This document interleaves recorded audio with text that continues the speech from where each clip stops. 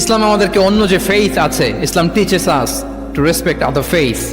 অন্যান্য যে ফেইথ গুলো আছে এগুলোর প্রতি শ্রদ্ধা দেখাতে বলে, সম্মান দেখাতে বলে।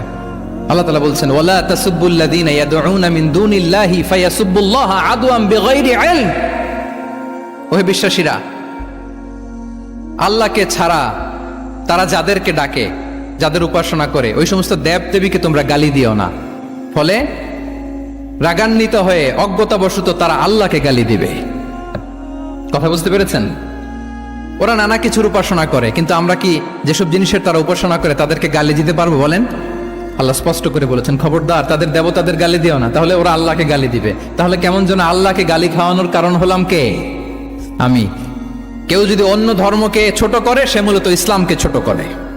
আই রিপিট, আমি আবারও বলছি, যে অন্য ধর্মকে ছোট করে সে ইসলামকে ছোট করে। তাহলে অন্যান্য যে ফেইথ আছে এগুলোর ব্যাপারে আমাদেরকে শ্রদ্ধাশীল থাকতে বলেছে ইসলাম।